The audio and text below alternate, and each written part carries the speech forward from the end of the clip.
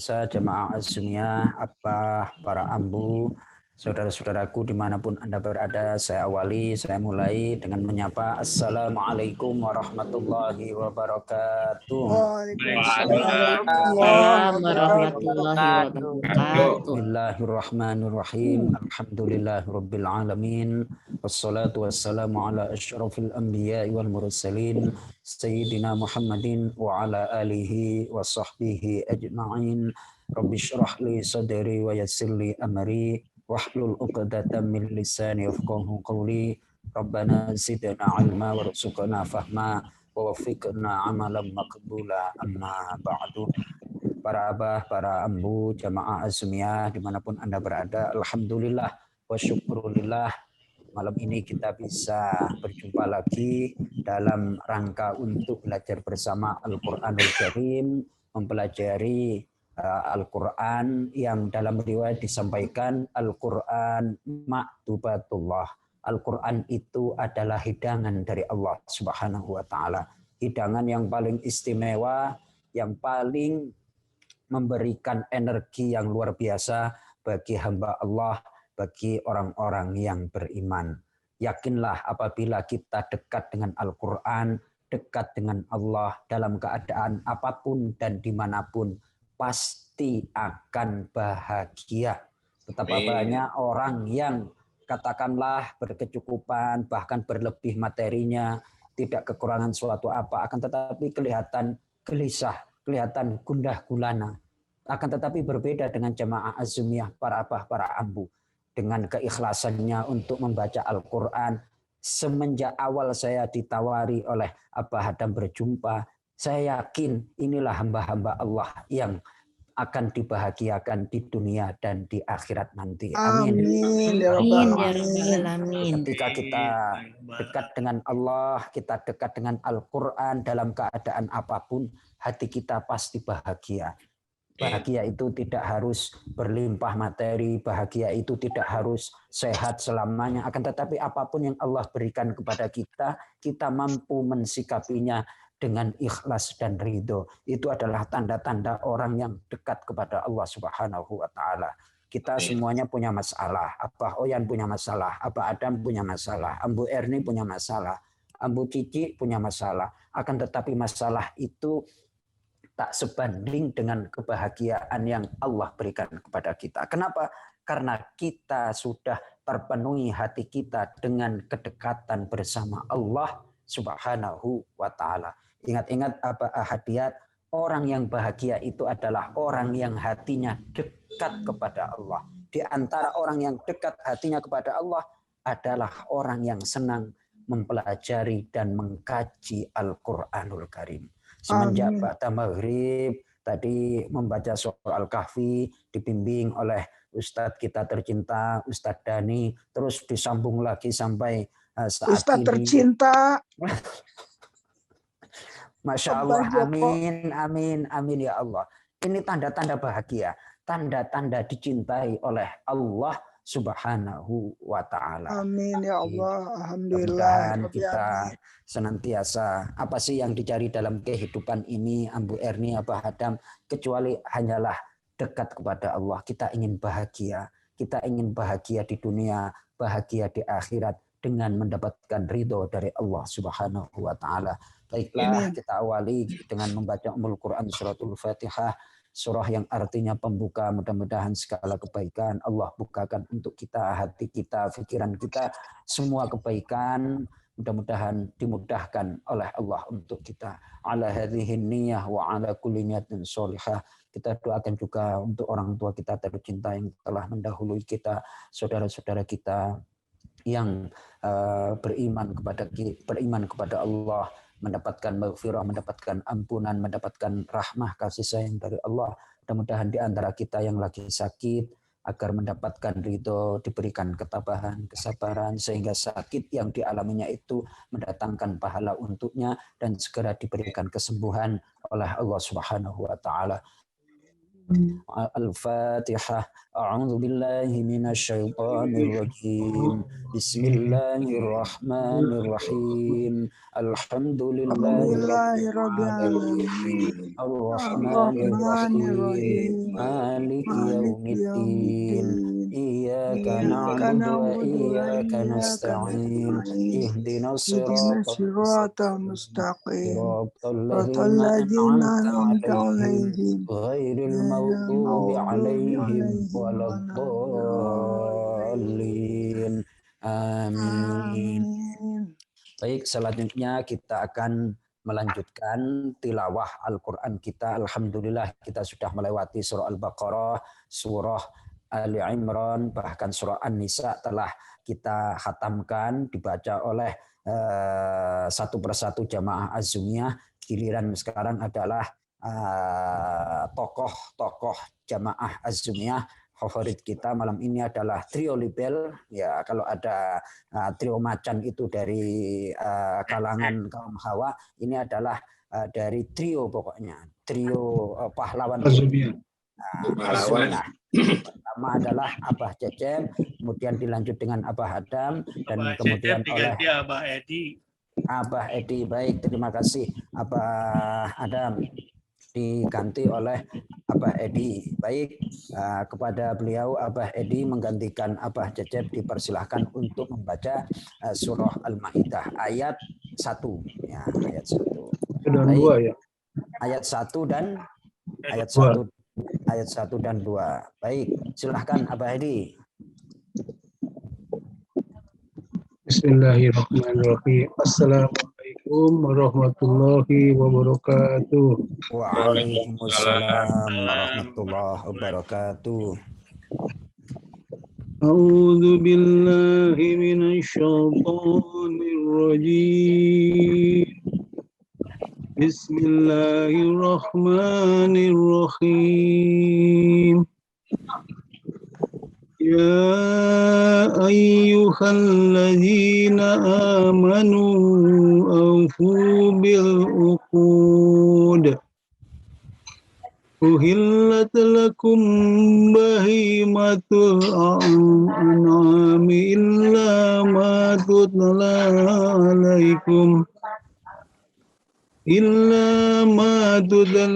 alaikum khairu muhillis saidi wa antum hurum. Illa ma yutla, mohon diulang. Illa ma yutla alaikum ghairu muhillis saidi wa antum hurum. Inna Allaha yahkumu ma yurid. Ya ayyuhalladzina amanu la tuhillu sya'irallahi wala syahrul haram ولا الشهر الحرام ولا الهدي ولا القلائد ولا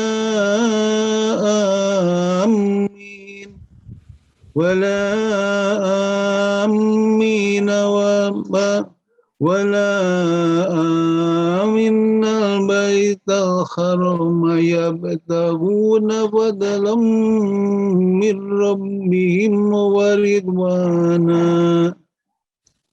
وإذا خللتم فاصطادوا ولا يجرمنكم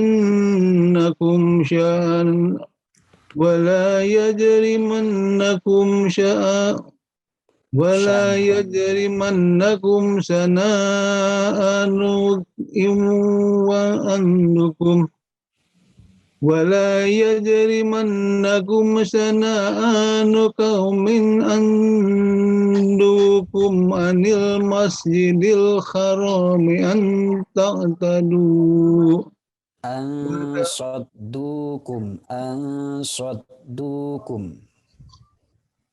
صدوكم عن المسجد الحرام أن تعتدوا وتعاونوا على البر والتقوى ولا تعاونوا على الإثم والعدوان واتقوا الله إن الله شديد العقاب Allah, Masya Allah. Ini kenapa para abah ini enggak segera ditampilkan dari kemarin? Ternyata Abah Edi bacaannya Masya Allah. Jangan terlalu dipendam lah kalau punya kemampuan tuh Abah Edi ya kan. Nah, air itu kalau enggak ngalir itu nanti lama-kelamaan enggak baik juga. Ini Abah Edi punya kemampuan seperti ini. Masya Allah. Ini harus lebih banyak diberikan jam terbang besok. Abah Adam ya. Alhamdulillah. Insya Allah. Pak Edi, saya pakai Quran sendiri, Pak Edi. Ya, Siap. Alhamdulillah. Lanjut, Abah Adam. A'udzu billahi minasy syaithanir rajim.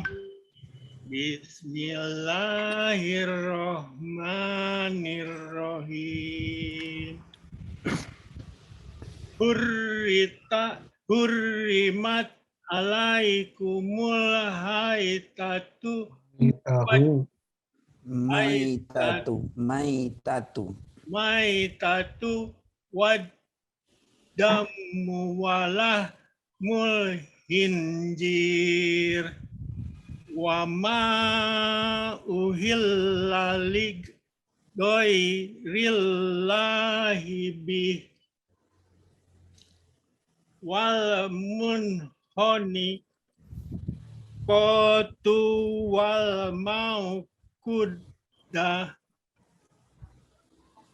wal mutarod diyatu wan natihatu wa ma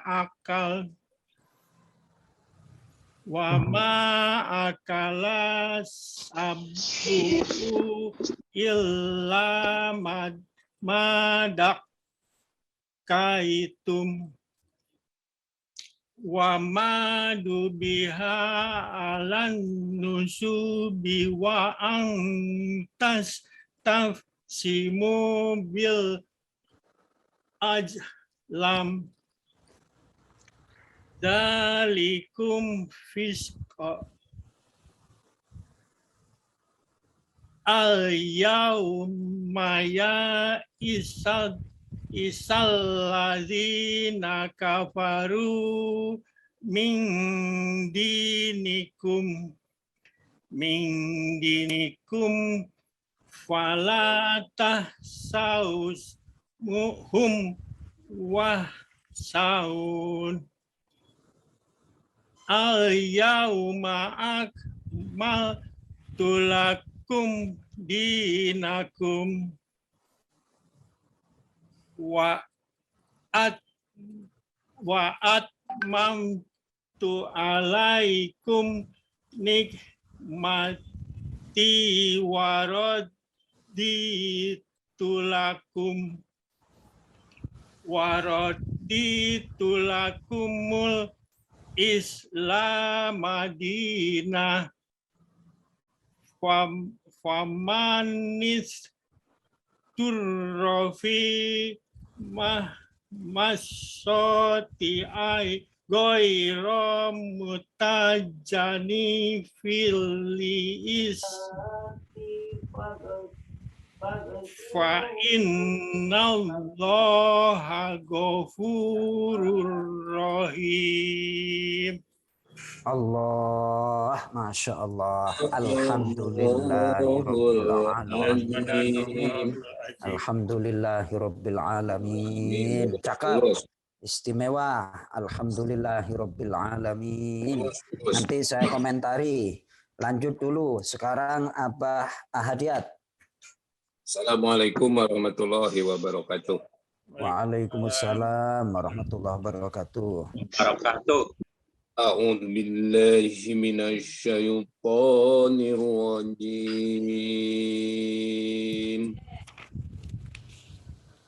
Bismillahirrahmanirrahim. Yas'alunaka mada uhilla lahum Qul uhilla lakum at-tayyibatu wa ma 'allamtum minal jawarihi mukallibin wa ma 'allamtum minal jawarihi mukallibina tu'allimunahunna mimma allamakumullah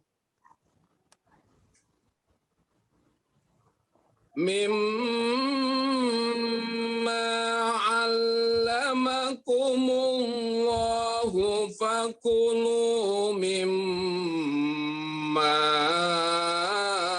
amsakna alaikum wa dhkuru ismallahi alaihi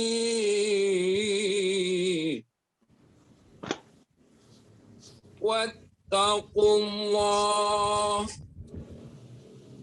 wattaqullaha innallaha sari'ul hisab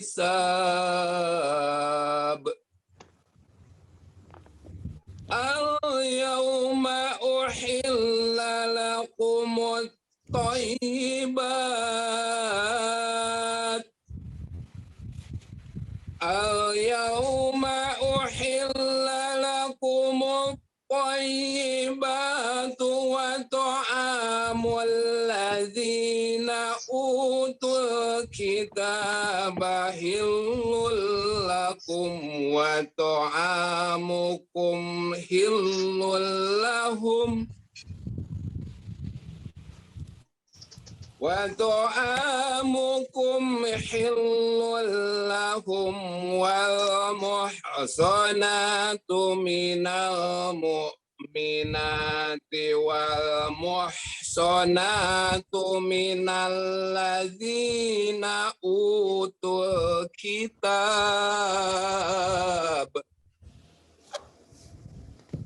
minal ladzina utul kitab min qablikum idza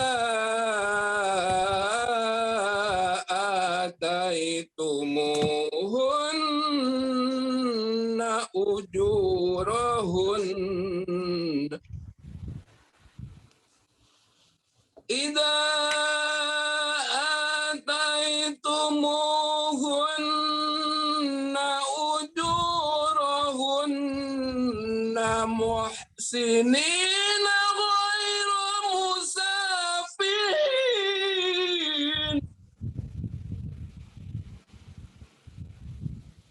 idza ataitumuhunna ujurahun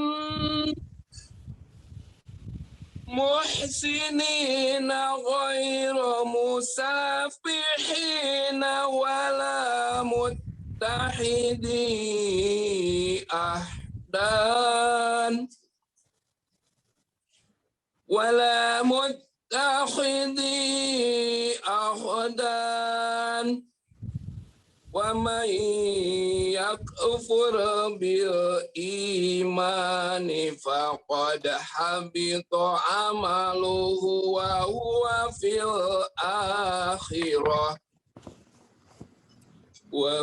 fil akhirati minal khasirin.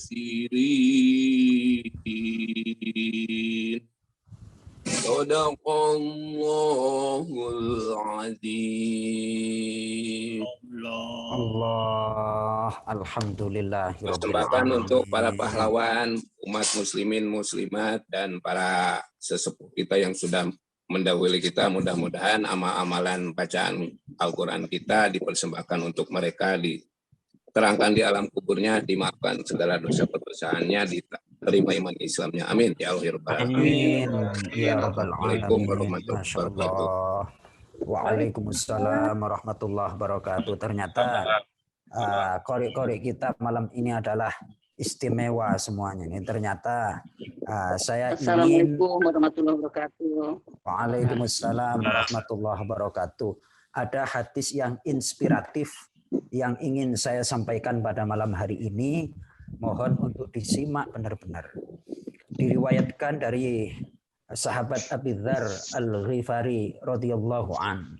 Dia berkata, Rasulullah Shallallahu alaihi wasallam bersabda, "Innakum la tarji'una ila Allahi bi syai'in afdala mimma kharaja minhu, ya'nil Qur'an." Rasulullah Shallallahu alaihi wasallam bersabda, "Innakum la tarji'una ila Allah." Kalian semuanya wahai manusia, wahai orang-orang mukmin, tidak akan kembali kepada Allah dengan membawa sesuatu yang lebih utama. Kita itu pasti mati. Dan kita tidak akan membawa sesuatu dalam kematian itu yang lebih utama daripada apa yang keluar darinya, yakni dari Allah. Di sini terus diberikan penegasan, yakni Al-Quran. Hal yang paling istimewa yang kita bawa menghadap Allah itu adalah Al-Quran. Maka dari itu berbahagialah para abah, para ambu yang diberikan kesempatan anugerah belajar membaca Al-Quranul Karim. Itu tadi saya sempat berdiskusi bersama Abah Adam dan itu istimewa nasihatnya. Orang yang apabila membaca Al-Quran itu kan respon sarafnya itu di mulut, di lisan. Sementara lisan kita bahas kemarin adalah mempunyai saraf yang paling lembut di antara tubuh manusia. Apabila saraf ini kita aktifkan, kita normalkan, insya Allah saraf-saraf yang lain akan ikut aktif. Kalau sudah saraf-saraf yang lain ikut aktif, seluruh anggota badan insya Allah juga akan membaik. Maka dari itu, tadi saya sempat mencatat, baca Al-Quran itu konsentrasi setengah apa full, Abah Ahadiyat?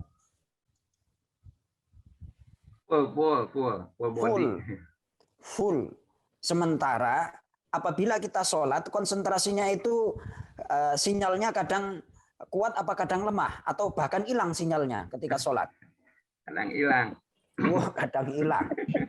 Ayo, ini kita rasakan.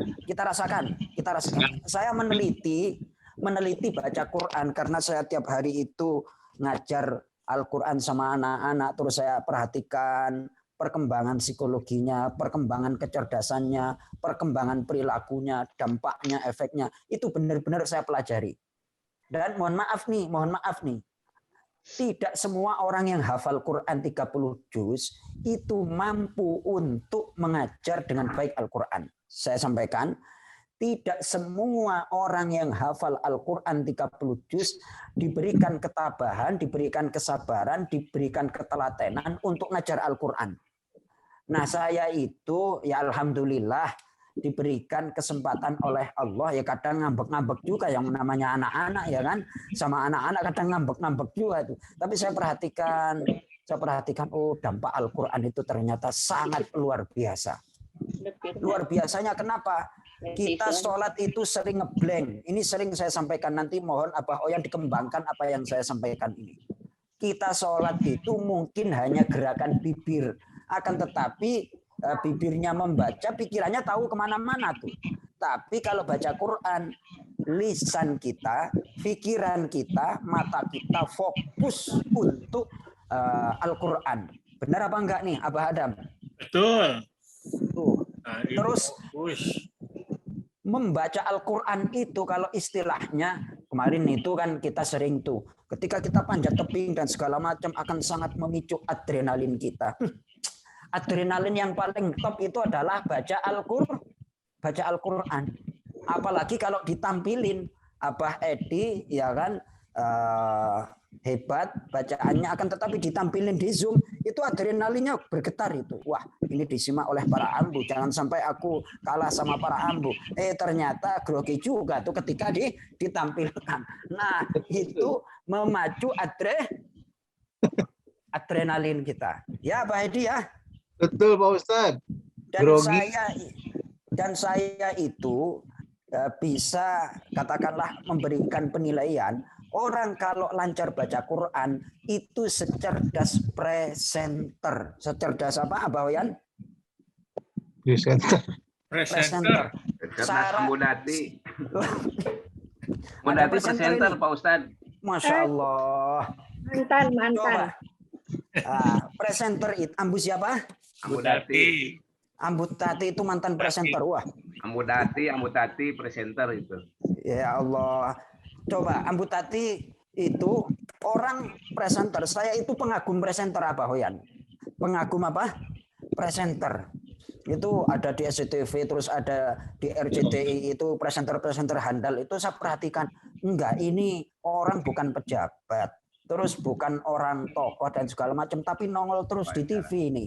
Akhirnya ada tokoh ini diwawancara, ada tokoh olahraga diwawancara, tokoh politik diwawancara. Enggak, ini pinter banget nih orang. Oh, ternyata orang yang baca Quran itu nanti akan selevel kecerdasannya dengan presenter. Kenapa? Dia senantiasa konsentrasi, fokus, nggak boleh meleset dikit. Kalau meleset dikit, mohon maaf, maksud kami adalah, saya perhatikan tuh presenter. Orang baca Quran juga demikian nanti kecerdasannya itu. Jadi kontrol pikiran, terus kontrol kalimat itu betul-betul on fire pokoknya itu, full konsentrasi. Kenapa? Sepersekian detik presenter itu enggak fokus, hilang itu yang namanya kalimat-kalimatnya. Kurang lebih demikian, Ambudati ya. Ambudati. Ambudati. Itu orang yang baca Quran itu otaknya akan dinaikkan oleh Allah, kecerdasannya akan meningkat. Nah, dan juga memicu adrenalin di depan kamera tuh. Mohon maaf nih, Ambudati dulu presenter TV, presenter radio, apa presenter apa nih? Ambudati. Saya mau baru tingkat RW. Enggak. Coba bayangkan. Jadi ketika dulu Ambudati ya? Ambudati sama Ambudati Silvi. Masya Allah. Coba ketika pertama kali tampil di depan khalayak itu pasti memicu adrenalin itu. Dak-dikduknya. Berapa menit sebelumnya mental tarik napas panjang. Wah. Tuh, sama juga dengan para ambu yang dijadwal oleh Abah Adam, kemudian tampil di Azumiyah ini. Itu memicu adrenalin itu. Wah, tuh ya kan? Nah, kita pacu adrenalin kita dengan membaca Al-Quran. Insya Allah grogi kita. Terus saya juga grogi pertama kali ditampilkan oleh Abah Adam ngaji di depan para orang-orang pinter, ya kan? Siapa yang nggak grogi? Nah, itu harus dilewati. Kemudian apabila ada kesalahan, ada ungkapan Arab yang berbunyi seperti ini, al-khata'u minal amal. Kesalahan itu bagian daripada amal atau aktivitas.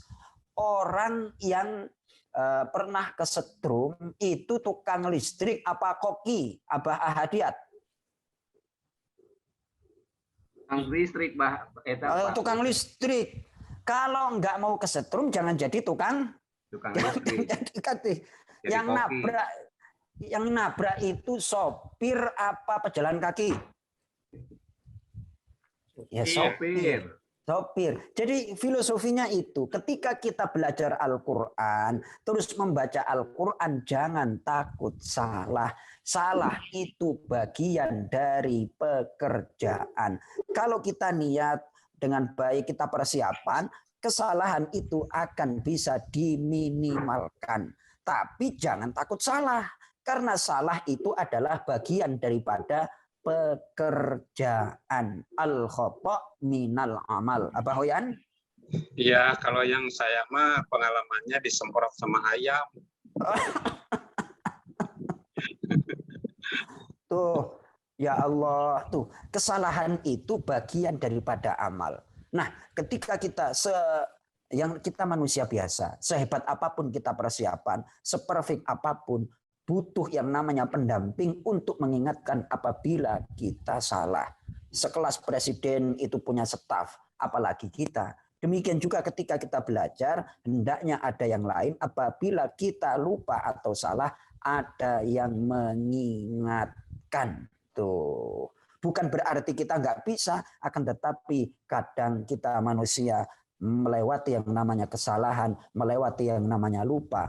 Kenapa lupa? Kalau nggak lupa dan perfect, itu nanti akan mengakibatkan kesombongan. Sementara kesombongan itu hanya milik Allah Subhanahu wa Ta'ala. Kurang lebih demikian Abah Hadiat, Abah Edi, Abah Adam.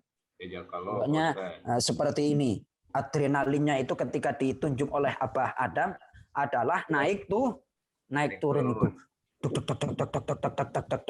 Kirain saya nggak pernah nggak pernah ngerasain apa kayak gitu Abah Adam. Saya sering dan kenyang udah dipicu adrenalinnya. Tapi saya ingat kata-kata itu, pepatah al-khata' minal amal, kesalahan itu bagian daripada amal. Para ambu, kira-kira proses bisa masak enak itu melewati keasinan, terus kurang bumbu atau gimana? Gosong.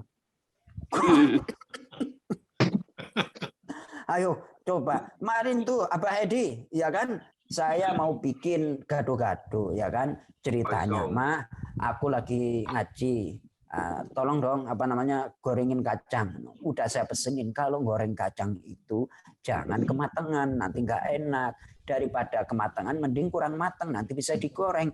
Tetap aja ya kan, malah kematangan. Wah, ini kematangan mah kayak gitu. Saya bilang gitu. Aslinya bahasa kasarnya itu gosong. Daripada tersinggung pakai bahasa halus. Ini kematangan.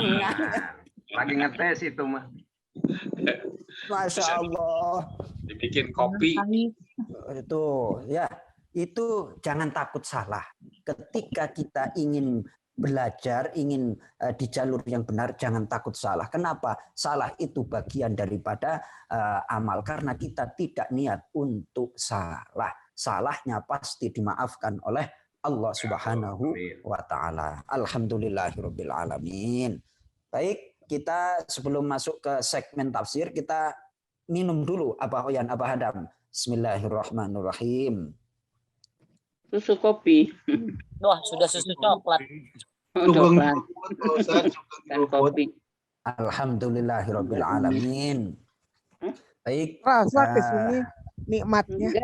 Alhamdulillahirabbil alamin. Sampaikan ya Abah Oyan, mohon diikuti saya Abah Oyan.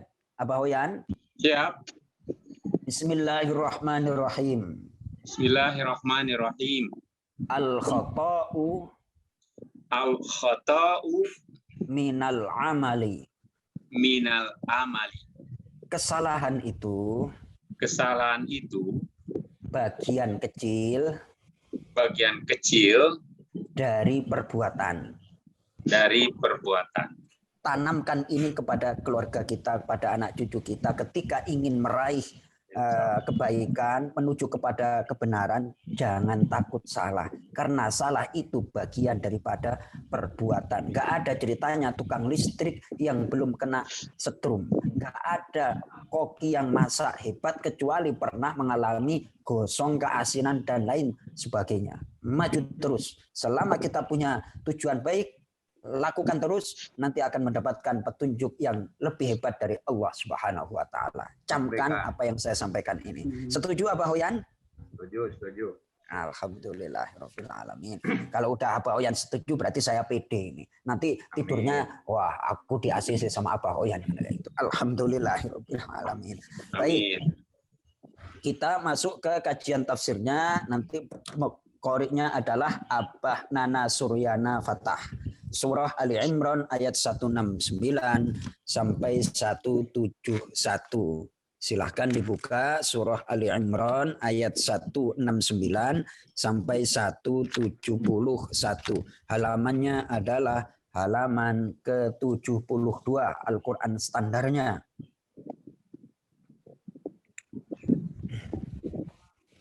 Baik, saya akan baca terlebih dahulu ayatnya biar saya juga nggak kalah sama Abah Ahadiyat, Abah Adam dan Abah Edi. A'udzu billahi minasyaitonir rajim. Bismillahirrahmanirrahim.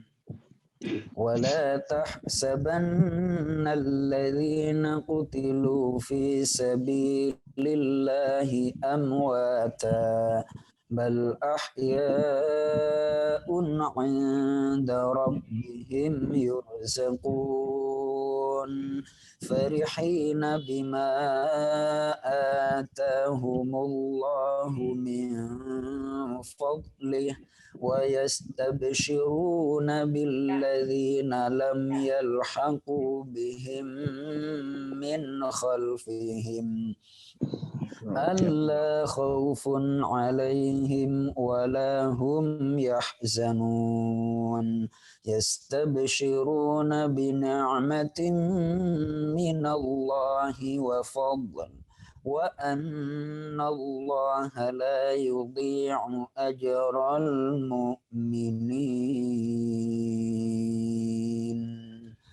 Sadaqallahul azim. Abah Nana? Ya, siap. Baik, ikuti saya. Bismillahirrahmanirrahim. Bismillahirrahmanirrahim.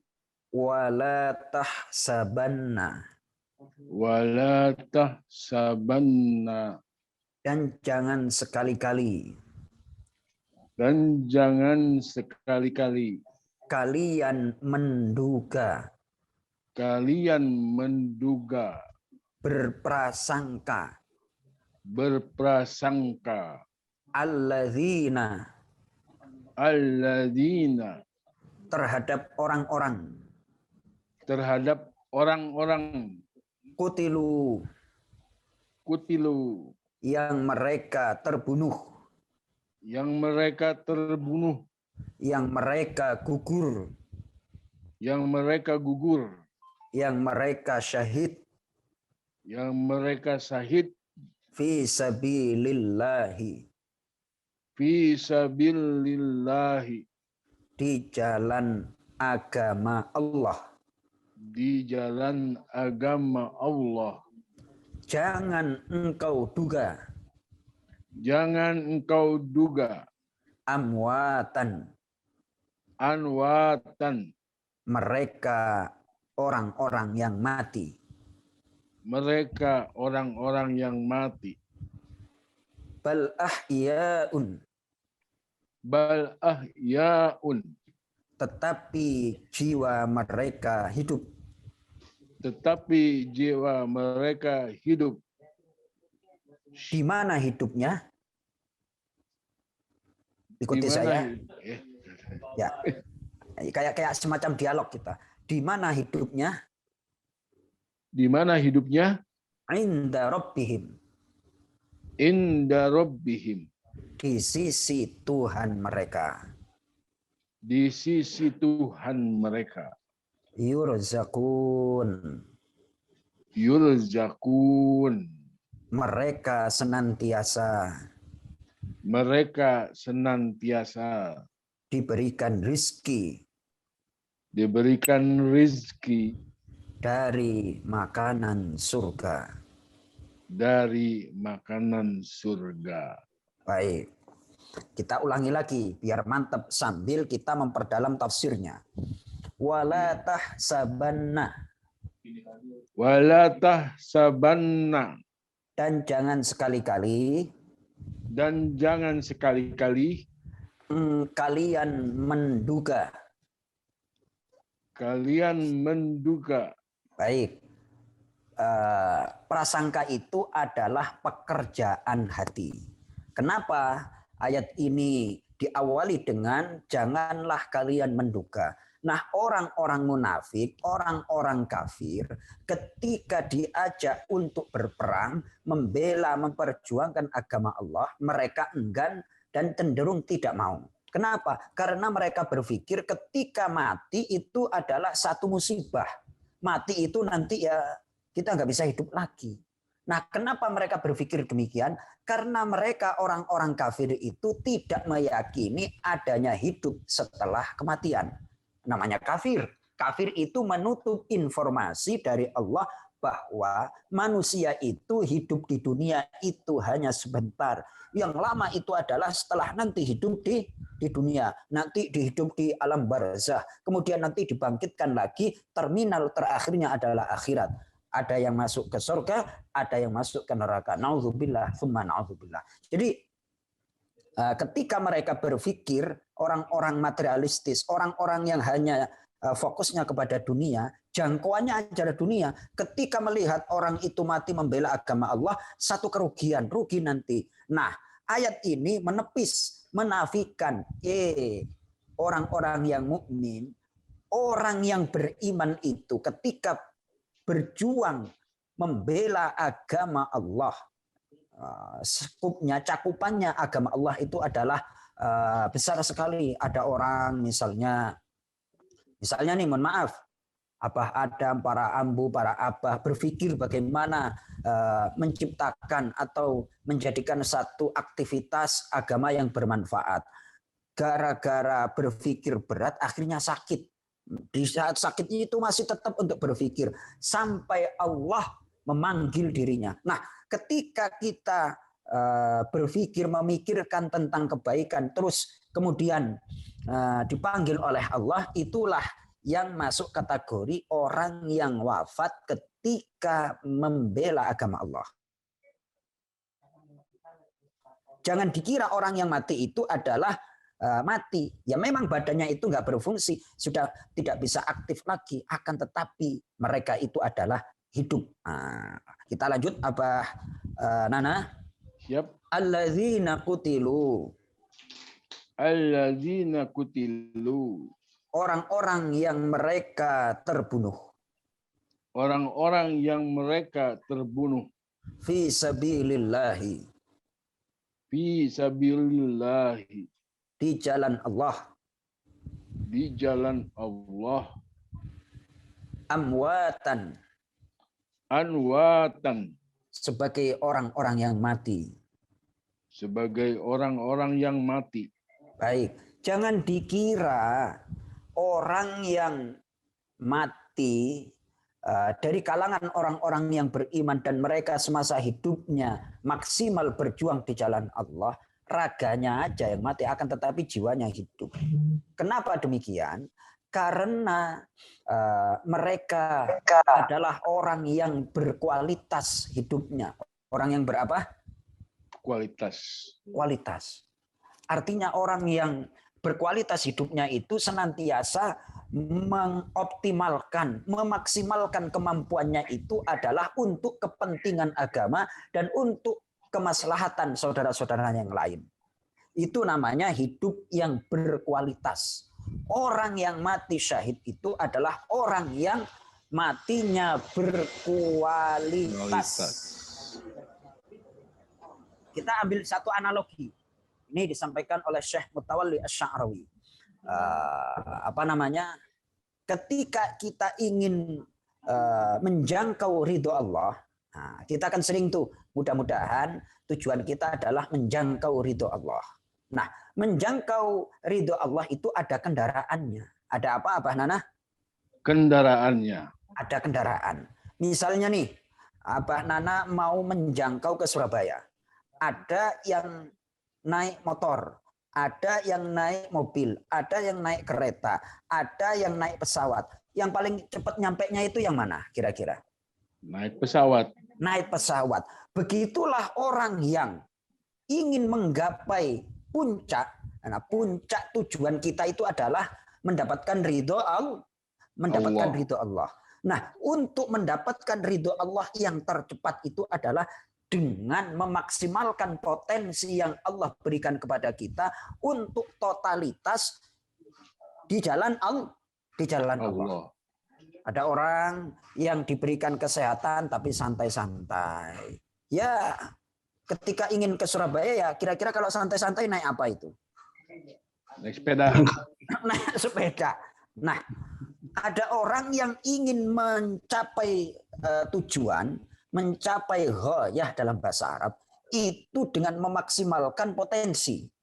Kita diberikan kesehatan, kita diberikan harta, kita diberikan pemikiran yang brilian. Maksimalkan itu semua adalah untuk kepentingan agama, untuk kemaslahatan manusia, untuk sesuatu yang bermanfaat bagi Islam dan kaum muslimin.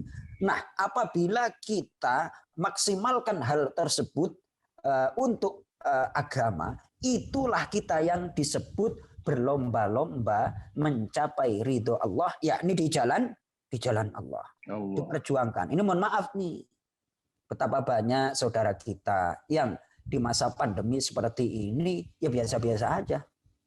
Dalam arti biasa, ya memang mereka sholat dan segala macam. Akan tetapi Abah Adam dan para abah-abah yang lain, mereka kan dianugerahi pikiran otak yang brilian.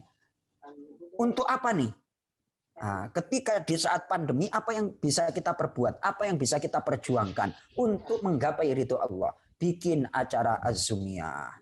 Ada Ustadz Dani, ada ustadz-ustadz yang lain. Ya, termasuk saya diberikan kesempatan untuk berbagi ilmu, berdiskusi, belajar bersama dengan jamaah azumiyah. Itulah yang dimaksud dengan berjuang di jalan Allah. Jalan Allah. Ini cepat nyampenya. Cepat apa? Cepat nyampenya. Gimana nggak cepat nyampe? Lawang yang lain santai-santai, lah kita mulai dari maghrib sampai sekarang masih on fire untuk terbang di jalan Allah. Setuju sampai di sini Abah Nana?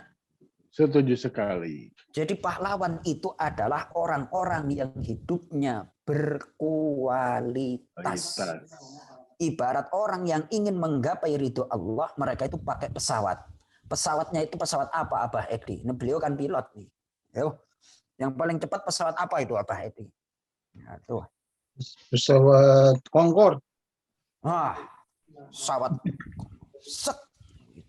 Itu orang kalau apa yang kita miliki kita maksimalkan menuju ridho Allah, itu kendaraannya adalah pakai pesawat. Cepat. Ada orang diberikan kesehatan segala macam, akan tetapi tidak dimaksimalkan untuk kemaslahatan agama, untuk memperjuangkan kebaikan, malah santai-santai. Ya kelasnya ya kereta ekonomi lah. Kereta apa?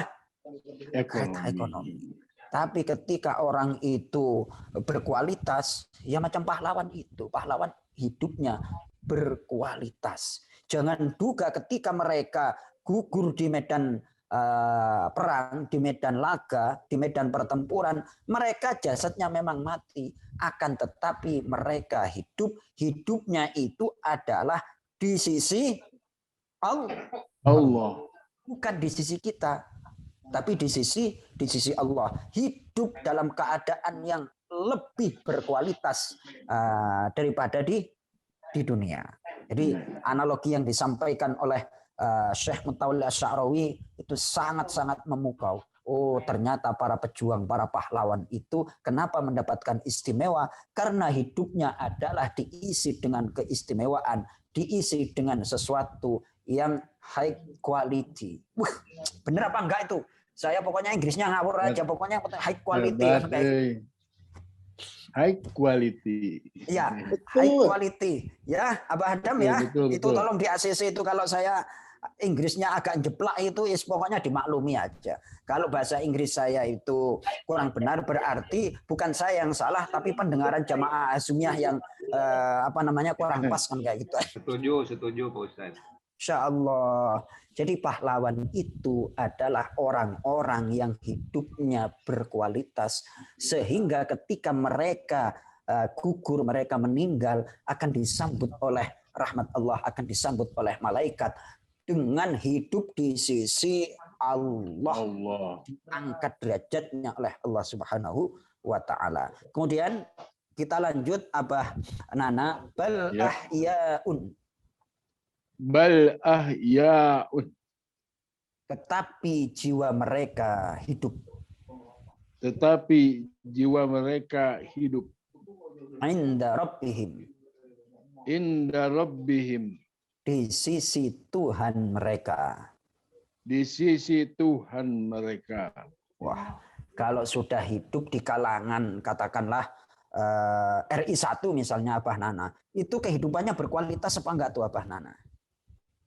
Berkualitas. Kualitas. Enggak Pasti. ada.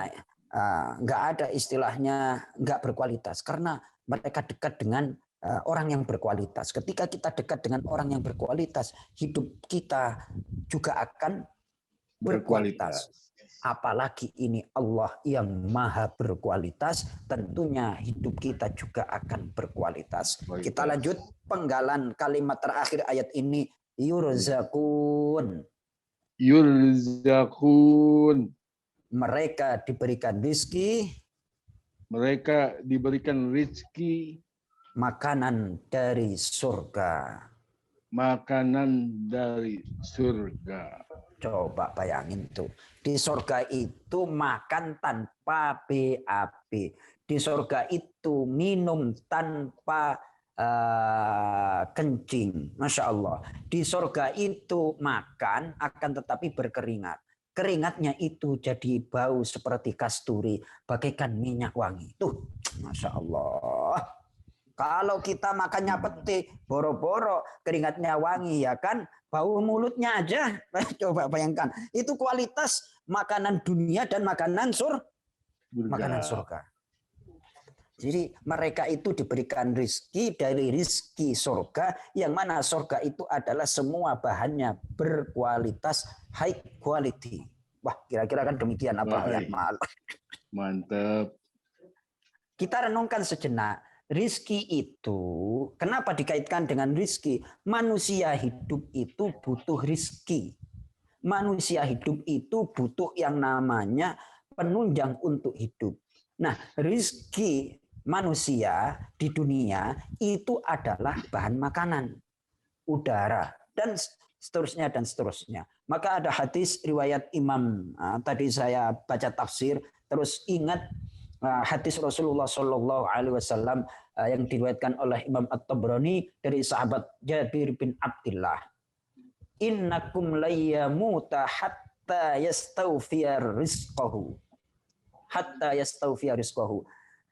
Sungguh di antara kalian itu tidak akan mati sebelum menghabiskan rizkinya. Berarti orang hidup itu butuh rizki. Butuh rizki. Rizki makanan, rizki udara, rizki kesehatan. Sehingga kalau rizki jatah kita itu udah habis, maka selesailah kehidupan kita di dunia. Orang hidup di dunia, rizkinya juga rizki dunia. Orang yang hidup di alam barzakh, kalau kualitasnya itu adalah pahlawan, itu juga rizkinya kelas pahlawan. Mohon maaf nih, kalau 17 Agustus itu mungkin di antara orang tua para abah, para abu itu ada yang jadi pahlawan. Ketika veteran itu di upacara 17 Agustus itu biasanya undangannya VIP apa undangan apa itu Pak Hedi? VIP. VIP. 10 November. VIP. Karena mereka adalah pahlawan. Lah saya pernah masuk nih, apa namanya, Ambudati, pernah masuk di Istana Negara, ya kan sekali-kali dulu. Sekali-kali kayak apa sih Istana Negara kan kayak gitu. Ternyata bisanya itu ketika open house, waktu itu di zaman Pak SBY. Itu saya masuk. Itu kan pakai apa itu yang di detektor itu sampai 3 atau 4 kali itu di apa namanya dicek itu. Ketika masuk ruang Istana Negara, baru masuk tuh Ambudati, langsung akal saya itu seolah-olah hilang. Kenapa akal saya hilang? Karena seumur-umur baru masuk namanya istana. Itu yang namanya lampu-lampunya, karpetnya. Terus di pojokan sono itu ada kayak semacam pembantunya itu kayak pramugari itu. Di pojokan sambil senyum gini Abah Edi ya kan. Itu sambil senyum cantik-cantik kan kayak itu. Masya Allah, saya itu langsung kayak dihipnotis itu. Allah. Tidak ada orang yang bareng sama saya ketika keluar dari istana kan dikasih itu makanan box oleh pihak istana. Terus akhirnya duduk di di sebelah taman itu sambil megangin kepala sama-sama nih. Ada orang pakai dasi keluar dari istana itu megangin kepala kan kayak gitu. Saya pikir-pikir ini megangin kepala kenapa? Tercengang suasana istana. Masya Allah. Itu baru istana dunia. Bagaimana nanti istana di akhirat. Ya Allah ya Karim. Itu kita bisa rasakan betapa servis yang diberikan kepada Allah kepada orang-orang yang punya jasa kebaikan. Nggak kaleng-kaleng itu jasanya. Di dunia aja seperti itu. Bayangkan ketika kita maksimalkan aktivitas kita, kemampuan kita untuk mencari ridho Allah. Demikian juga ketika kita nanti pulang, ketika kita dipanggil oleh Allah, sambutannya adalah ya ayyatuhan nafsul mutmainnah irji'i ila rabbiki radiyatan mardiyah fadkhuli fi ibadi wadkhuli jannati. Wahai jiwa yang tenang. Ya ayyatuhan nafsul mutmainnah irji'i ila rabbiki radiyatan. Pulanglah engkau ke Tuhanmu dalam keadaan ridho dan diridhoi, dan masuklah kepada hamba-hambaku, kemudian masuklah ke dalam surgaku.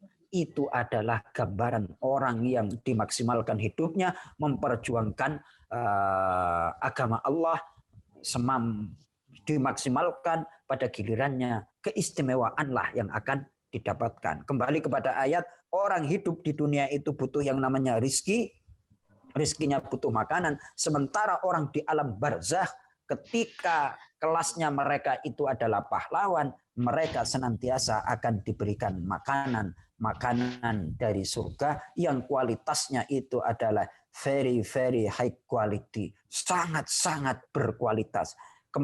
Kenapa sangat berkualitas? Penghuni surga itu makan tanpa BAB, penghuni surga itu minum tanpa kencing. Mereka berkeringat tapi keringatnya itu menjadi seperti bau kasturi. Masya Allah.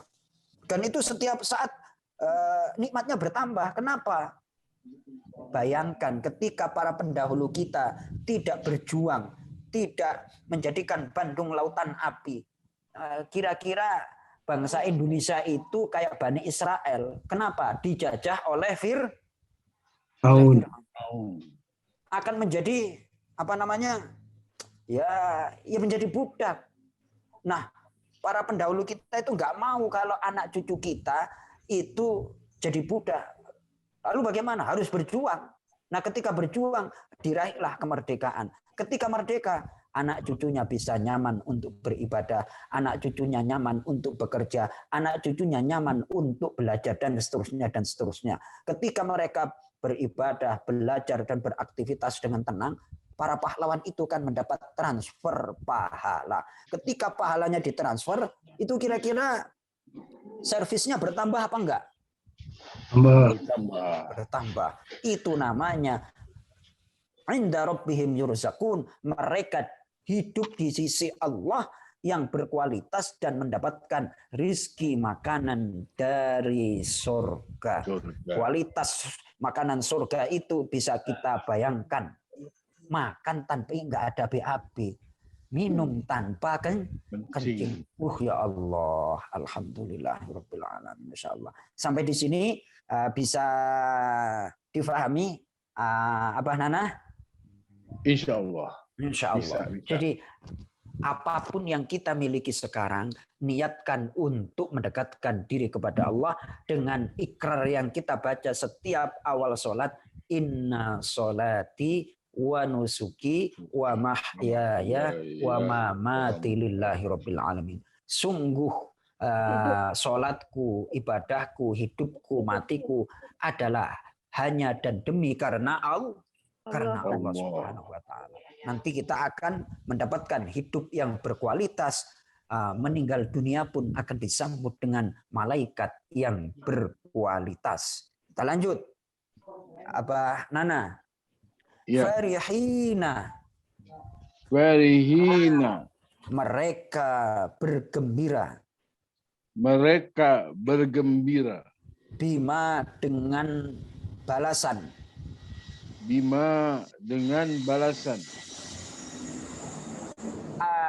Atahumullahu.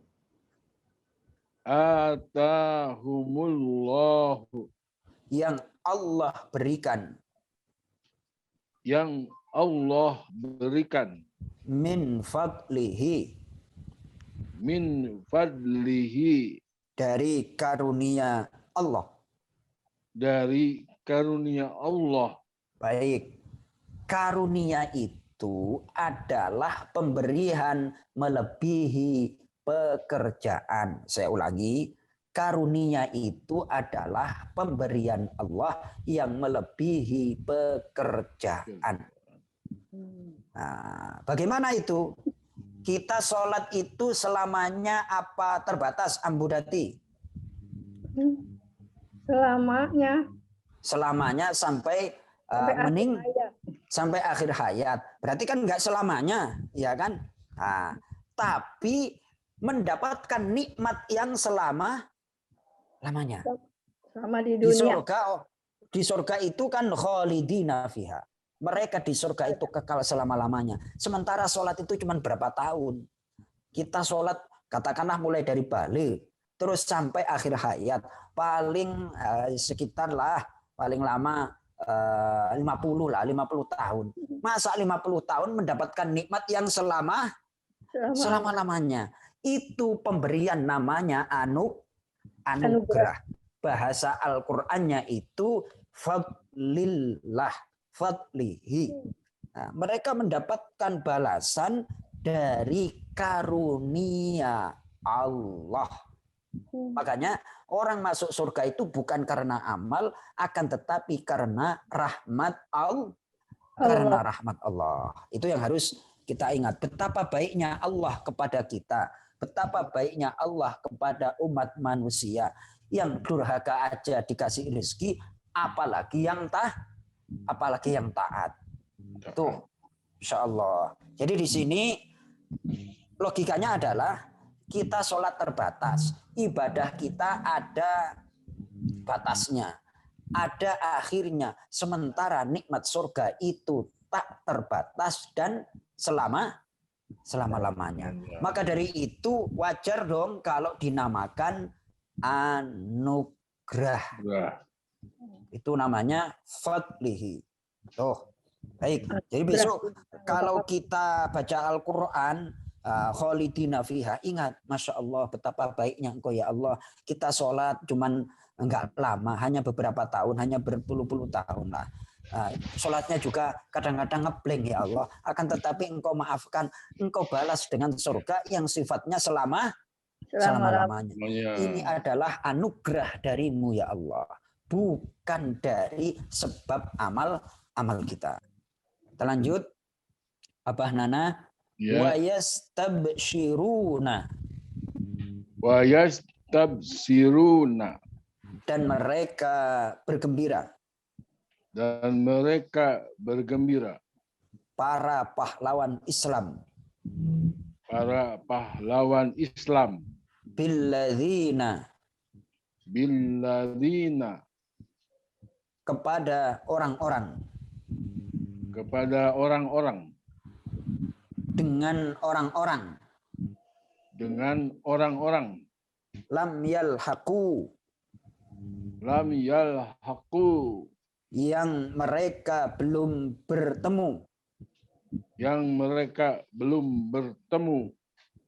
Bihim. Dengan para pahlawan. Min khalfihim. dari belakang mereka, dari belakang mereka, yaitu orang Islam yang hidup setelah para pahlawan. Ya, jadi mereka itu bergembira bersama orang-orang yang mereka itu belum gugur atau belum meninggalkan dunia. Allah khaufun. Bahwa tiada rasa takut. Alaihim atas mereka.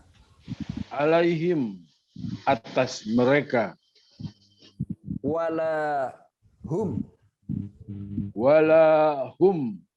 Dan tidaklah mereka juga. Yahzanun.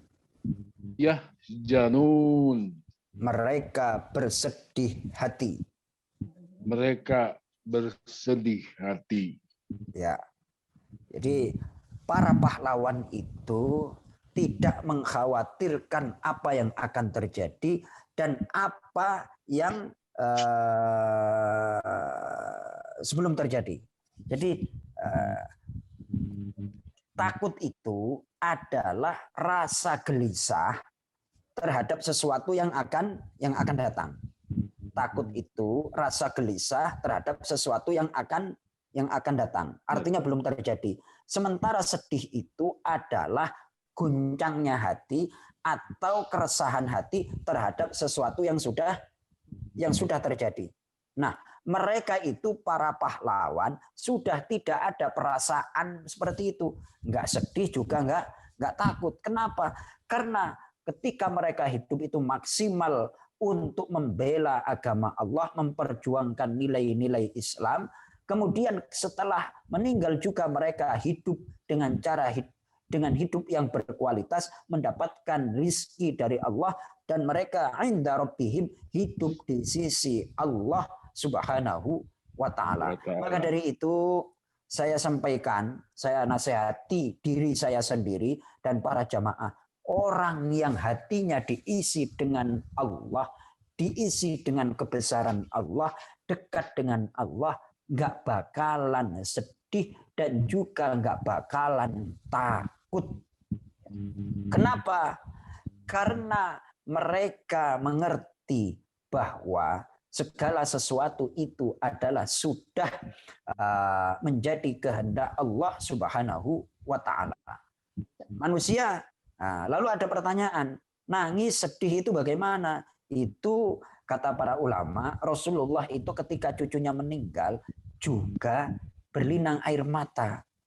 Terus para sahabat itu bertanya, wahai Rasulullah, kenapa engkau berlinang air mata? Padahal kata Al-Quran, orang yang dekat kepada Allah itu mereka tidak punya rasa sedih dan tidak punya rasa takut. Dijawab oleh Rasulullah Shallallahu Alaihi Wasallam, air mataku keluar dari sini itu adalah sebagai tanda dari rahmah Allah. Ketika orang mempunyai rasa kasih sayang, ketika melihat orang lain itu mendapatkan musibah, itu menetes air matanya. Menetes itu bukan berarti tidak ridho terhadap keputusan Allah. Menetes itu adalah tanda dari rahmah, dari kasih sayang. Terus ulama yang lain menjelaskan bahwa orang yang betul-betul hatinya diisi dengan keimanan, itu sedihnya tidak akan berlangsung lama.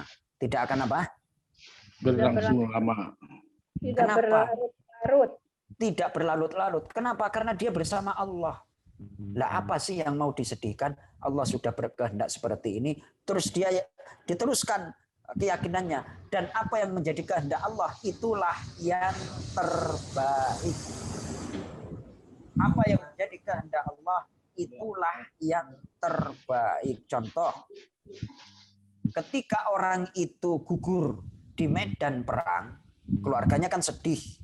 Akan tetapi jangan sedih, wahai orang-orang mukmin. Keluargamu yang gugur membela agama Allah, para pahlawan yang syahid memperjuangkan kemerdekaan bangsa Indonesia itu, mereka sekarang hidup dalam kehidupan yang berkualitas di sisi Allah, mendapatkan rizki yang berkualitas.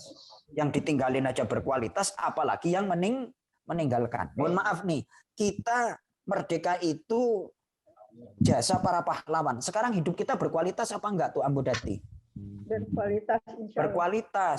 Zaman baheula itu katanya mau makan beras aja sulit. Benar apa enggak, Abah Nana? Benar. Itu kan ada film kemerdekaan itu ketika mau 17 Agustus biasanya itu waktu kecil itu yang namanya ada film itu yang dibintangi oleh almarhum Him Damsyik itu. Jadi ketika mereka orang-orang Indonesia berebut beras, belum ditanak nasinya belum dimasak, berasnya dimakan. Saking lamanya nggak pernah makan nasi, sampai beras mentah aja dimakan. Kalau kita tidak berjuang, maka kehidupan kita tidak akan berkualitas. Kemudian orang tua kita berjuang, pada gilirannya yang menikmati kemerdekaan adalah anak cucunya, dan anak cucunya sekarang hidupnya berkualitas. Dilihat dari segi makanannya aja sekarang udah top markotop, itu yang di dunia, apalagi yang di akhirat. Oh, masya Allah tuh. Jadi jangan khawatir dengan kita nuruti taat terhadap perintah Allah, yakinlah hidup kita akan high quality, akan berkualitas. Ini mohon maaf nih Abah Nana nih, para abah, para ambu. Saya kan banyak tamu nih. Saya banyak rekan lah jamaah-jamaah itu. Biasanya mereka itu kalau merapat ke saya, ketika jatuh baru merapat ke Ustadz Joko. Dulu ketika lagi ekonominya high quality, kenapa nggak merapat ke Ustadz Joko? Giliran sekarang lagi nyaho merapat ke Ustadz Joko. Ya ini mungkin salah satunya, terus akhirnya mau ngaji. Terus saya analogikan demikian. Dulu ya ini mungkin teguran dari Allah, ya kan? Dulu ketika kongko makan segala macam, sekali makan mungkin 600.000, ngopinya aja di Starbucks, ngopinya aja di Kemang tuh Jakarta Selatan 500.000. Coba 500.000 itu beliin gorengan, beliin risol, bawa ke masjid hari Kamis, malam Jumat untuk orang-orang yang berbuka puasa di masjid. Itu saya kira segerobak-gerobaknya itu dibeli oleh Anda, terus akhirnya tersenyum nganggu. Nah giliran sekarang di masjid ada orang yang puasa, kadang-kadang ingin di pojokan itu ada ada makanan segala macam, nggak berani merapat. Kenapa nggak ada pengumuman bagi siapapun jamaah yang puasa sunnah Senin Kamis dijamin takjilnya oleh takmir masjid. Nah, padahal menjamin orang puasa itu berapa sih duitnya? Nah itu berarti walaupun Anda banyak duit, gara-gara tidak dibimbing, nggak nuruti Allah, akhirnya hidup Anda tak berkualitas. Saya gitu kan. Malah ketawa-ketawa tuh Ambu Dati itu. Ketawa itu. Ya ketawa-ketawa ya kayak disepet ya kayak kecut ya segala macam tuh. Jadi apapun aktivitas kita, kalau kita nuruti Allah, hidup kita bakalan berkualitas. Tuh, masya Allah, alhamdulillahirabbil alamin. Nggak ada sedih, sedihnya itu nggak lama. Sedihnya itu dikit lah. Kenapa? Karena senantiasa dekat kepada Allah Subhanahu wa taala. Ini mohon maaf nih, bukan saya muji, bukan apa. Ini kira-kira ketika kita ngaji jumpa Ustadz Dani, jumpa saya, itu hawanya senang apa kecut nih, Abah Nana, Ambu Dati? Senang dong. Ya Allah. Ada Ambu Dati soalnya. Senang. Masya Allah. Udah wajahnya cerah. Abah Nana itu bajunya keren lagi. Masya Allah. Alhamdulillahirabbil alamin. Ya, terima kasih. Tuh, ini harus senang. Orang kalau dekat sama Allah, nggak ada wajahnya itu nggak ceria. Pasti hatinya akan bahagia. Kalau sudah bahagia, apapun minumannya pasti akan dinikmati, akan terasa nikmat. Seperti apa namanya? Kopi susu. Alhamdulillah. Ayo Abu Cici. Ya, Bismillahirrahmanirrahim. sudah.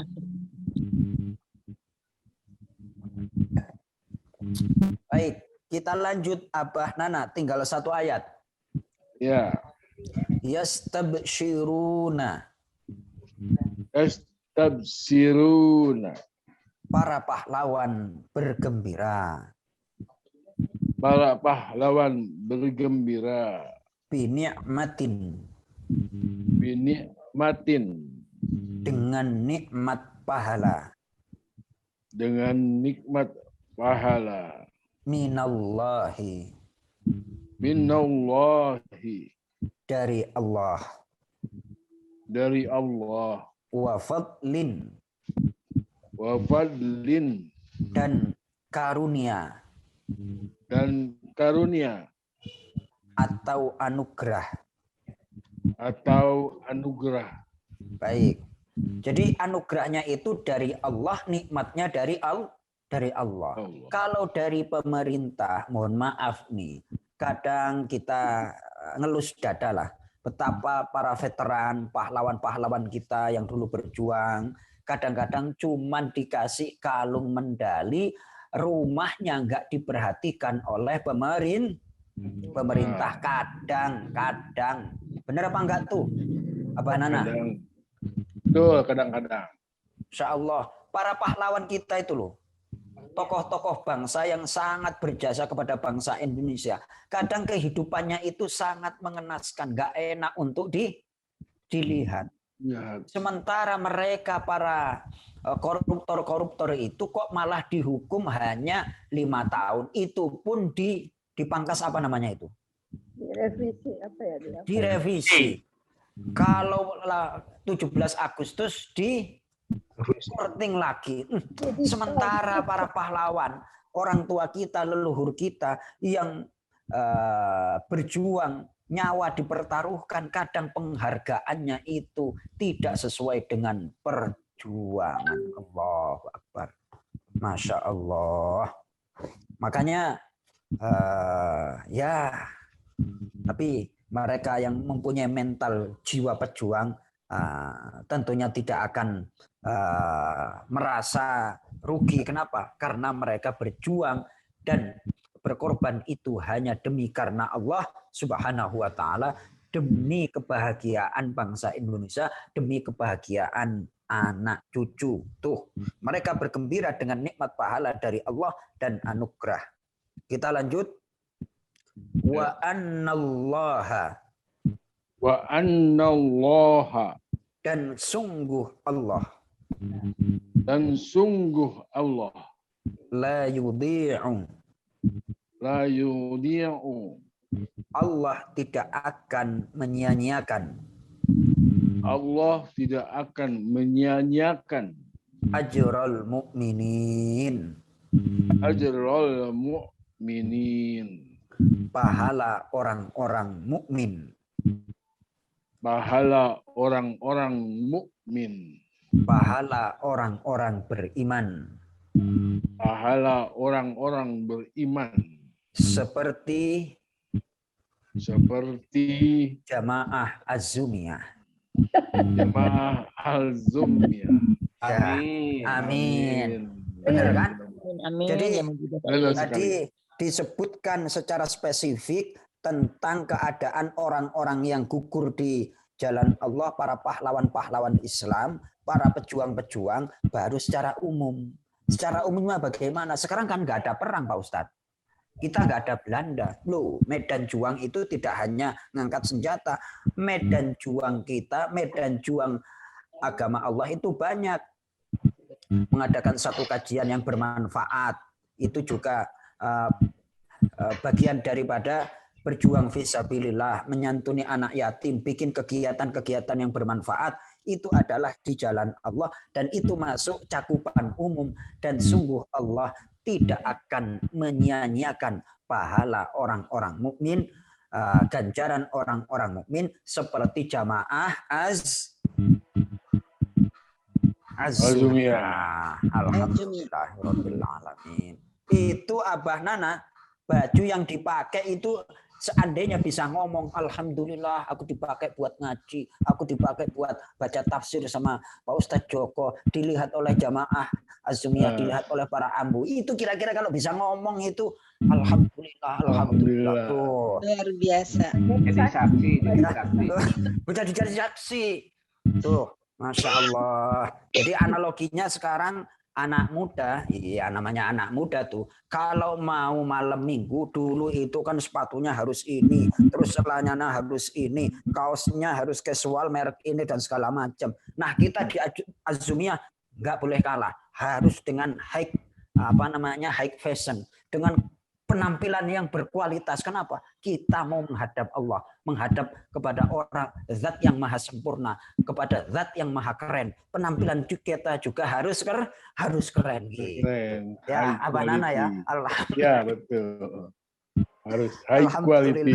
Wah, itu kata kuncinya. Orang yang di jalan Allah, nuruti perintah Allah, taat kepada Rasulnya, sebenarnya mereka adalah orang yang berkualitas, hidupnya high quality. Jadi ketika ingin menuju itu pakai kendaraan pesawat apa tadi katanya Abah Edi itu Concorde. Sulit banget sih diucapin, tulisannya gimana itu Abah Edi? Pesawat Apa-apa sebutin aja, pokoknya yang salah telinganya. Yang salah telinganya dengar pokoknya Pak Ustadz. Tuh, Masya Allah. Tuh Abah Oyan ya. Kalau kita taat kepada Allah, hidup kita high quality, ibarat menuju kepada Allah itu dengan pesawat, bukan dengan kereta ekonomi. Itu saya teringat satu kata-kata inspiratif dari seorang ulama sufi itu Abah Oyan. Nah, ini cocok nih sama Abah Oyan. Alaika bin nafsi wastakmil fadailaha fa innaka bin nafsi la bil jismi insanu. Aqbil ala nafsi, tataplah jiwamu, wastakmil fadailaha, sempurnakanlah potensi-potensi jiwa Anda. Fa innaka bin nafsi la bil jismi insanu. Engkau dinilai oleh Allah itu karena jiwamu, bukan karena fisikmu. Itu Masya Allah, saya inspiratif banget itu. Jadi kita itu dianggap manusia oleh Allah bukan karena fisik, akan tetapi karena jiwanya. Jadi potensi Abah Nana yang terpendam itu apa? Misalnya punya ide dan segala macam, maksimalkan itu. Maksimalkan. Walaupun sekarang lagi agak kurang sehat, kita nggak dianggap. Kesehatan kita itu nggak dinilai oleh Allah. Tapi yang dipandang itu adalah jiwanya, pemikirannya. Saya kasih contoh, mohon maaf nih. Abah Adam itu senantiasa bikin saya terpicu adrenalinnya itu. Dak-dik-duk juga. Kemarin saya dipromosiin untuk kalau ngaji di masjid berapa kali dalam sepekan, dalam seminggu Pak Ustadz? 3 kali Abah Adam. Ya, saya jawabnya sih santai-santai aja. Nanti di streaming juga ya, di share ke Facebook segala macam. Bikin saya terpacu adrenalinnya juga, dak-dik-duk juga nih Abah Adam.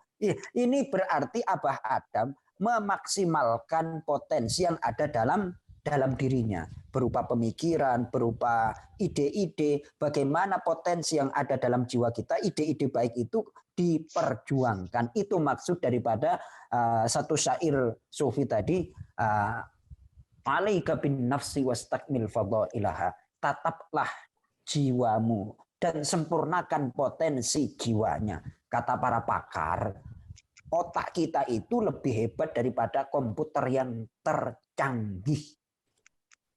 Otak kita itu lebih hebat daripada komputer yang tercanggih. Sementara jiwa kita itu juga lebih hebat dari yang kita duga. Masalahnya kita tidak latihan untuk memaksimalkan. Tidak latihan dengan memaksimalkan. Aslinya kita itu mampu untuk berbuat baik apapun. gara-gara keadaan terus kita dekat dengan orang-orang yang mohon maaf nih kurang berkualitas, akhirnya kita juga jiwanya ikut nggak berkualitas. Coba kalau kita komunitasnya itu adalah komunitas yang berkualitas, terus dari waktu ke waktu kita isi dengan kegiatan-kegiatan yang positif, maka kita juga akan terus berkualitas dan meningkat terus kualitasnya. Dalam 24 jam ada orang yang mampu khatam one day one juz. Ada yang mampu juga setelah one day one juz itu berbuat baik. Terus memikirkan A, memikirkan B. Semua aktivitasnya itu adalah berkualitas. Tuh. Nah, jadi sempurnakan potensi jiwa kita yang sudah dianugerahkan oleh Allah Subhanahu wa ta'ala. Jangan putus asa terhadap keterbatasan yang kita miliki, khususnya mengenai masalah kesehatan. Karena apa? Yang lebih hebat itu adalah jiwa.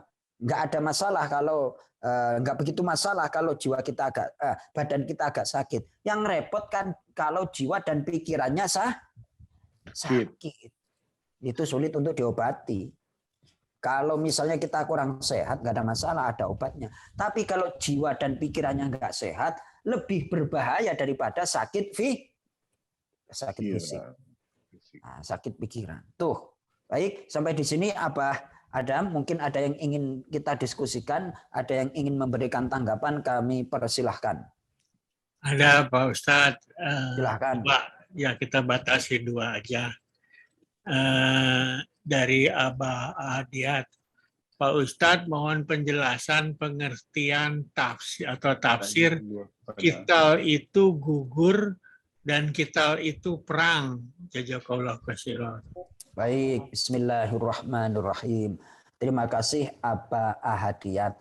Tafsir itu artinya penjelasan atau al-kashfu, membuka yang samar-samar menjadi jelas. Jadi yang namanya tafsir Quran itu membuka sesuatu yang belum jelas menjadi jelas. Nah, model tafsir Quran itu adalah dalam tafsir Ibnu Katsir itu ayat dijelaskan dengan ayat. Kemudian ayat dijelaskan dengan hadis. Kemudian dengan para penjelasan generasi sahabat, tabi'in dan seterusnya. Dan juga seorang yang ingin memahami tafsir Al-Quran itu sangat wajib lah, sangat diharuskan untuk menguasai tata bahasa Arab. Itu yang paling mendasar. Saya bukan ahli tafsir, tapi saya baca kitab tafsir. Pertanyaan dari Abah Ahadiyat, ada yang diartikan dalam bahasa Indonesia itu berperang, ada yang diartikan gugur. Abah Ahadiyat, mohon maaf. Ya. Ayat yang ke-169, coba ikuti saya. Wala tahsabanna. Wala tahsabanna. Dan jangan sekali-kali kalian menduga. Dan jangan sekali-kali kalian menduga. Alladzina orang-orang. Alladzina orang-orang. Qutilu. Qutilu. Yang mereka dibunuh. Yang mereka dibunuh. Atau terbunuh. Atau terbunuh. Jadi perang itu kalau qatalahumullah qatilu, perangilah, berarti ada satu pekerjaan yang dilakukan oleh kedua belah pihak. Ini kalau dalam tata bahasa Arab disebut makna musyarakah. Musyarakah itu adalah satu pekerjaan yang dilakukan oleh kedua belah pihak. Pihak orang beriman itu ingin membunuh musuhnya karena ingin membela agama Allah. Juga demikian, pekerjaan bunuh ini dilakukan oleh orang kafir untuk melukai dan menghilangkan nyawa orang mukmin. Satu pekerjaan bunuh ini dilakukan oleh kedua pihak. Nah, yang kutilu itu maknanya pasif, terbunuh. Jadi orang yang terbunuh membela agama Allah. Kalau berperang itu objeknya banyak. Ahadiyat. Nah, jadi objek dari berperang itu macam-macam, memerangi musuh Allah, memerangi kebodohan, memerangi kemiskinan, dan seterusnya dan seterusnya dan seterusnya. Ketika mereka melakukan peperangan, ada kalanya kita terbunuh. Oleh siapa? Oleh musuh-musuh Islam, oleh musuh-musuh Allah. Nah, ketika kita terbunuh, inilah yang mendapatkan anugerah yang tadi kita bahas, sesuatu yang berkualitas. Kurang lebih demikian, Abah Hadiat. Mungkin ada yang ingin dikembangkan lagi? Kalau kata dasarnya apa, kital atau kutilu atau apa, Pak Ustaz? Kotala. Kotala ya. Kotala artinya berperang atau gugur? Nah, kalau kotala sendiri itu mempunyai arti membunuh. Kalau kofnya itu panjang, kotala saling membunuh. Membunuh beda lagi. Kalau kotala itu saling ada kedua belah pihak yang maka diartikan berperang. Perangilah. Ya, jazakallah Pak Ustaz. Wa iyyakum. Terima kasih Abah Hadiat, sama-sama. Lanjut Abah Adam. Lanjutnya dari Ambu Imas. Ambu Imas, silahkan.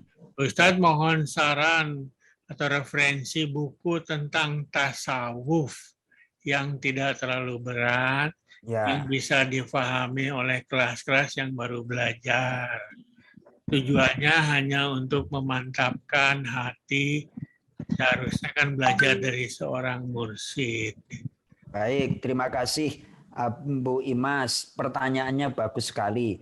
Kalau boleh saya punya saran, ada karya Imam Ghazali, enggak begitu tebal jilidnya, namanya Al-Arba'in fi Usuluddin. 40 pokok masalah agama. 40 pokok masalah agama. Di situ dibahas Al-Arba'in fi Usuluddin, karya Imam Al-Ghazali. Itu insya Allah kalau diklik di Syekh Google itu keluar itu nanti ada dari Shopee atau dari Bukalapak dan segala macam. 40 pokok masalah agama karya Al-Ghazali. 40. Imam Ghazali, Pak Ustadz, Al-Ghazali itu? Ya, Imam Al-Ghazali. Itu sederhana, itu di sana dibahas pokok-pokok masalah agama, intinya tentang ikhlas, tentang sabar, tentang tawakal, terus muhasabah, muraqabah dan seterusnya dan seterusnya. Jadi ketika kita membaca karyanya Imam Ghazali, maaf nih, hati kita itu seolah terasah, diasah. Itu nanti tajam betul itu. Ibarat kaca itu semakin dibersihkan. Jadi melihat segala sesuatu itu jelas.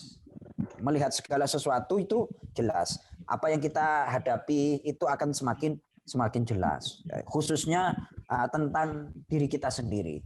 Jadi 40 pokok masalah agama. 40 pokok masalah agama. Imam Al-Ghazali. Tulis saja, maaf nih, buku 40 pokok masalah agama Al-Ghazali. Nanti keluar itu. Al-Arba'in fi Usuluddin. Kurang lebih demikian. Fi Usuluddin ya. Ambu Imas. Iya Pak. Ini bukunya yang ini nih, untuk belajar juga bisa. Untuk namanya Obrolan Sufi karangan Syekh Fraser. Ini ringan juga. Ya. Fraser ya. Iya, saya sering postingkan di setiap ini cuplikan-cuplikannya. Ya, hatur nuhun Bang Oyan. Nanti di Gramedia biasanya Asir. Biasa diklik. Kalau diklik juga bisa. Obrolan Sufi namanya. Oh iya. Ini. Baik. Terima kasih Ambu Imas, Abah Oyan. Referensinya itu Fraser ya namanya ya, Abah Oyan ya. Fraser. Ya, itu mohon maaf. Sekarang itu ada kelompok yang boleh dikatakan ekstrim. Yang sebenarnya tasawuf itu kan istilah ilmu yang untuk membahas masalah hati, ya kan. Nah, terus sekarang itu ada kelompok-kelompok yang ekstrim itu, tasawuf itu sesat, sufi itu sesat. Mereka itu kebablasan. Lalu dibahas oleh para ulama yang menampilkan perkataan-perkataan orang sufi yang nggak bisa dicerna. Yang namanya orang jahat itu namanya oknum. Nah, tidak semua polisi itu baik, akan tetapi ada 1-2 yang jelek. Itu bukan polisinya, tapi oknum orangnya. Gitu. Ada dokter. Tidak semua dokter itu adalah baik, tapi ada 1-2 yang nggak baik. Kadang-kadang dokternya itu malpraktek. Itu namanya bukan dokter, tapi oknum dokter. Oknum dokter gitu. Nah, mereka itu menyerang tahu tasawuf itu nggak ada di zaman Rasulullah. Jadi kalau ada channel-channel seperti itu di YouTube, nggak usah didengerin, nggak usah apa? Didengerin. Ya, memang sekelas sedang ada yang begitu. Ya, sekelas Buya Hamka, itu saya punya bukunya Tasawuf Modern.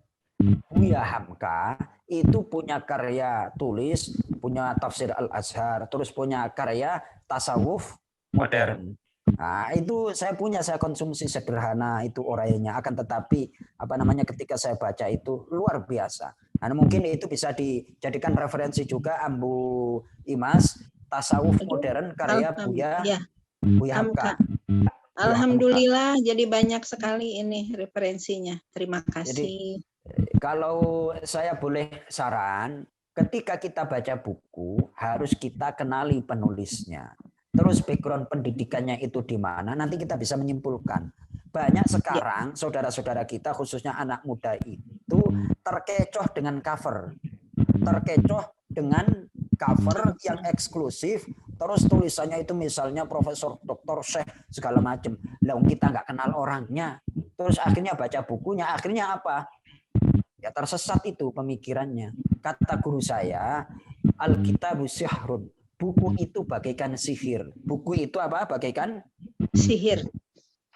Bagaikan sihir. Kalau kita belajar tanpa ada pembimbing, bisa-bisa nanti jadi ekstrim, ngerakit bom kayak bukan Imam Syafi'i, bukan Imam Syafi'i, Imam Samudra jadinya, ya kan? Samudra. Coba bayangkan. Itu gara-gara memahami agama yang dibaca itu tentang masalah jihad.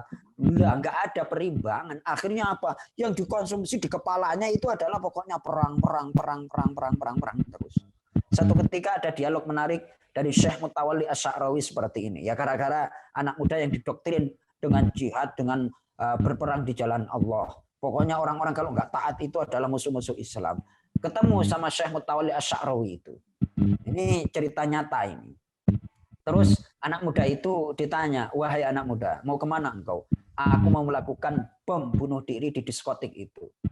Terus kenapa alasannya? Mereka itu mendapatkan nikmat dari Allah, terus mereka malah durhaka dan bermaksiat. Di sana itu masih tercampur antara orang Muslim dan non-Muslim. Maka aku harus binasakan aja mereka dan bom bunuh diri.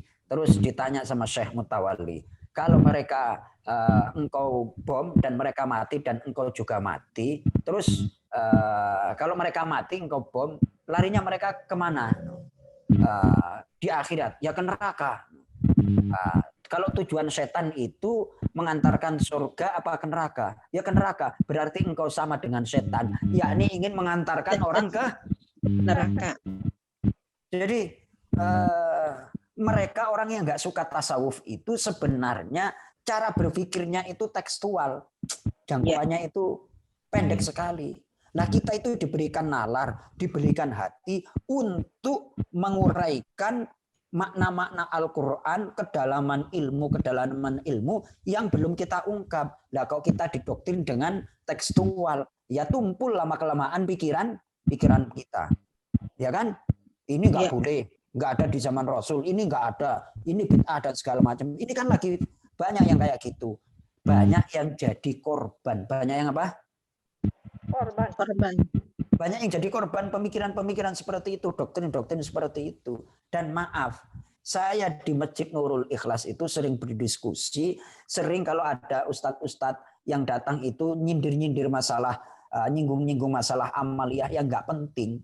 Yang langsung saya samperin, besoknya dia ganti materi, nggak berani sama saya. Walaupun itu katakanlah lulusan S1, S2 Arab Saudi kayak apa, tapi kalau ceramahnya nggak menyejukkan, saya ajak diskusi benar, bahkan saya ajak debat itu.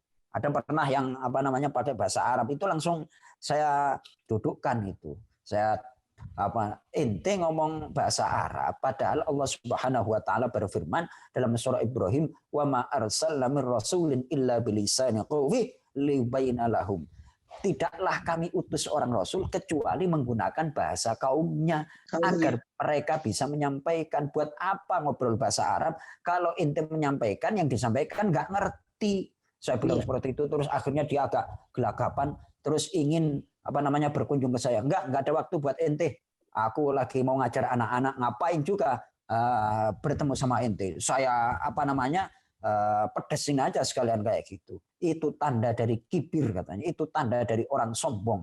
Mentang-mentang bahasa Arab, ngomong sama orang yang enggak berasal. Itu namanya cara tanda orang sombong. Langsung diam 1000 bahasa itu. Saya gitukan aja. Demikian kurang lebih Ambu Imas. Iya.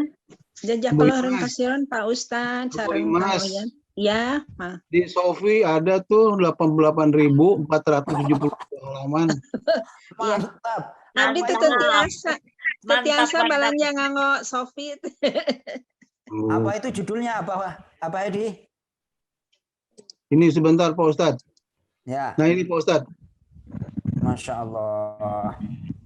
Bisa ada kelihatan Pak Ustadz? 40 pokok agama ya. Ya. Ini Imam Ghazali ya? Imam Ghazali ya nih, Imam Ghazali. Ghazali. Ya. Murah juga. Ya, murah. Masya Allah, itu benar itu. Nanti kalau Ambu Imas baca, sembari kalau kita ingin kita konsumsi itu, nanti saya akan bahas, saya punya kitab aslinya itu. Kalau berkenan, sambil Al-Quran, terus sedikit kita singgung tentang bab pertama. Itu kan 40 pokok masalah agama itu ada bab 1, ada bab 2, dan seterusnya, dan seterusnya. Ya, cakep, terima kasih Abah Edi, berbagi kebaikan. Terima kasih Kang Edi. Amin. Moga-moga barokah. Amin. Amin. Ya Pak Ustadz, terima kasih Pak Ustadz. Hari sudah sama-sama. Terima kasih juga untuk Abah Edi, Abah Adiat, Kang Nana, Diana, kami, Abah Ada, semuanya. Bu Erni. Malam ini amazing. Kita tutup dengan membacakan doa untuk kesembuhan kawan sejati kita, Abah Cecep. Abah Cecep, ya, Masya Abah Cecep Allah. tidak mang naon. Nggak tahu itu Kekeliangan tapi nggak jelas. Jangan. Jangan ya. Ya, baik, Abah. Ya, wangi ieu teh meuni mengagumkan abah-abah ngaos sabaraha urang teh ini saya. Alhamdulillah. Baiklah para abah, para ambu, kita tutup dengan doa memohon kepada Allah Subhanahu wa taala, dan kita mendoakan juga khususnya untuk Abah Cecep, dan kemarin ada Ambu Endang yang lagi kurang sehat, semuanya saudara-saudara kita yang lagi kurang sehat. Saya lupa Pak Ustadz. Ya. Ambu Endang besok itu mau nikahkan putranya ya kalau nggak salah. Putrinya. Ya. Alhamdulillah. Akan supaya lancar. Amin. Ala hadhihi niyah wa ala kulli niyatin sholihah, untuk semua niat yang kita mohonkan kepada Allah dan semua tujuan yang diridhoi oleh Allah. Mudah-mudahan semua niat dan tujuan kita semuanya walaupun tidak terucap dimudahkan dikabulkan oleh Allah Subhanahu wa taala. Al-Fatihah. A'udzu billahi Bismillahirrahmanirrahim. Alhamdulillahirabbil alamin. Arrahmanirrahim. Maliki yaumiddin. Iyyaka na'budu wa iyyaka nasta'in. Ihdinas siratal mustaqim. Siratal ladzina an'amta 'alaihim ghairil maghdubi 'alaihim waladdallin. Amin.